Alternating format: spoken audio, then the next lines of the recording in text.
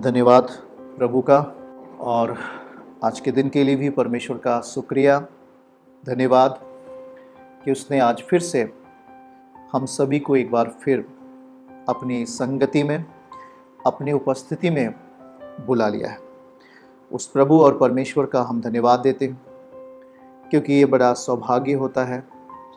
दाऊद जैसे भजन 122 वचन 1 में लिखता है कि जब मैं परमेश्वर के धाम में प्रवेश किया तब मेरा मन आनंदित हो उठा। तो परमेश्वर का जो हृदय है, परमेश्वर का जो मन है, वो हमारी हो रहे और हमारा मन भी उसकी ओर लगा रहे, ताकि हमारे जीवन में परमेश्वर का एक अनुग्रह, विशेष अनुग्रह, दया दिखने पाए यीशु के नाम में।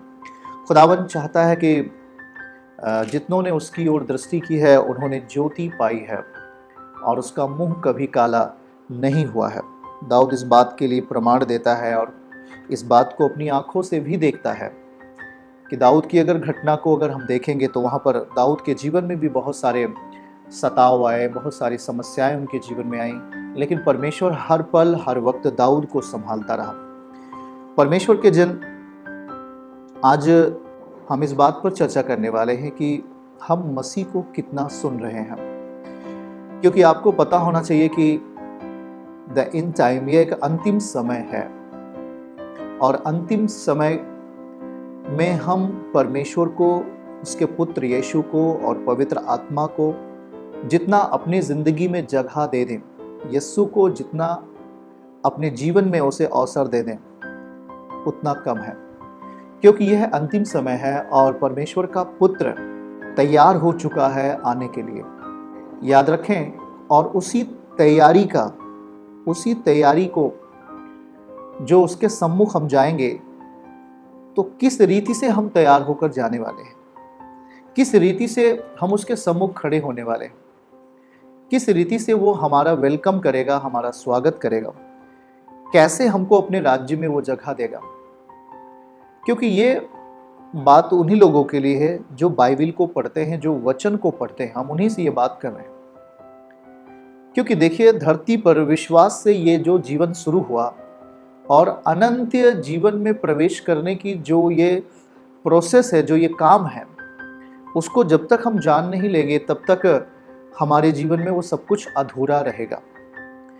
क्योंकि मनुष्य जब धरती पे आता है तो धरती की तमाम सांसारिकता, लोभ और अभिलाषा उसे जकड़ती है, उसे अपना बना लेती हैं, और वो व्यक्ति इसी संसार के लोभ और बुरी अभिलाषाओं में फंसकर इस संसार का सदस्य बन जाता है। और वो फिर जो मसीह उसे देना चाहता है, अनंत जीवन, वो फिर उसमें प्रवेश नहीं कर पाता। और इसलिए आपको यूहन्ना 8 वचन 32 आयत को समझना होगा कि उसने कहा कि सत्य को जान और सत्य तुम्हें स्वतंत्र करेगा।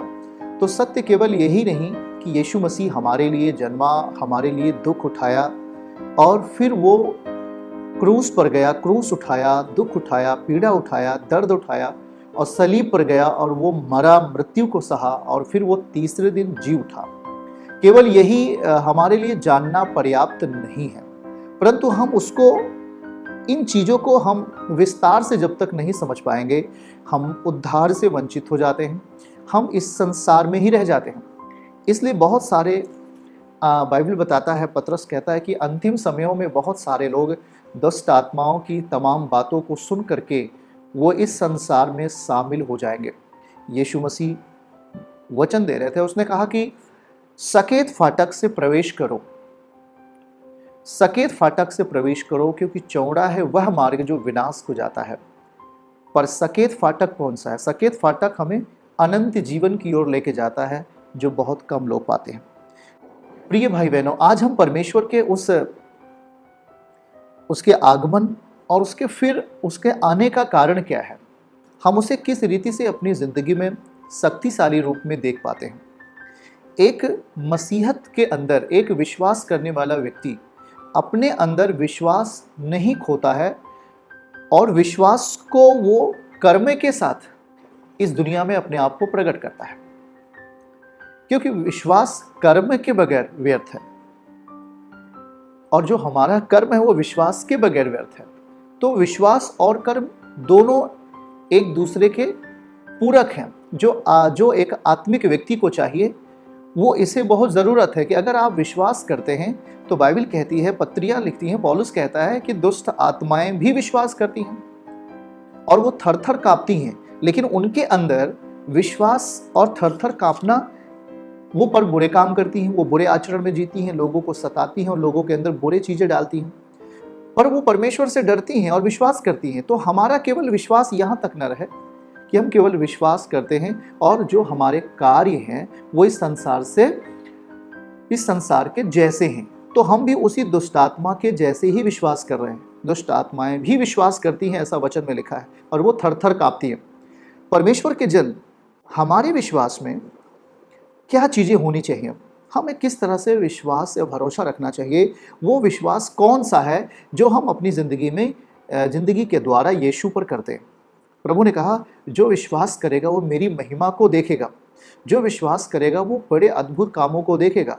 मार्था, यदि तो विश्वास करेगी तो मेरी महिमा को देखेगी। तो प्रभु विश्वास करने वालों के लिए ये चीज़ कह रहा, पर विश्वास आखिर में पूर्ण विश्वास क्या है? हमारे विश्वास के अंदर क्या वो कर्म छिपा हुआ है जो संसार से लेन देन करता है या संसार की पद्धतियों को, संसार के तमाम बुरे आचरण को अपने अंदर रखता है? और क्या वो विश्वास कहता है? वो विश्वास नहीं है।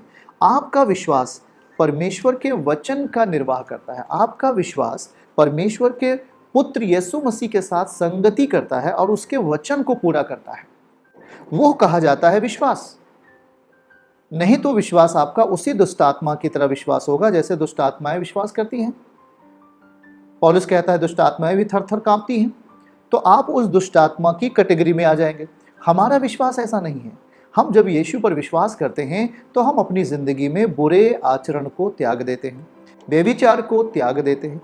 अब हमारी जो संगति है वो बुरे लोगों के साथ नहीं है, अब हमारी संगति अच्छे लोगों के साथ में है। या अब हमारे जीवन का जो चलन है वो पाप के साथ नहीं है, अब हमारे जीवन का जो चलन है वो सच्चाई के साथ है, वो पवित्रताई के साथ है, वो मसीह के स्वभाव के जैसा ही है।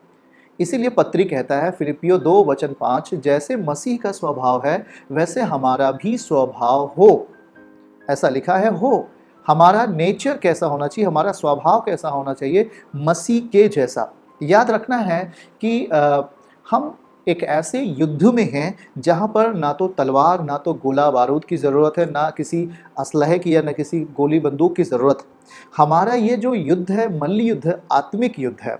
और इस आत्मिक युद्ध में हम अपने शरीर को बिगाड़कर या हम अपने शरीर को पाप में डालकर या हम अपने विवेक, बुद्धि, दिमाग को पाप के साथ मिलाकर काम करें, ये असंभव है, ये हो नहीं सकता।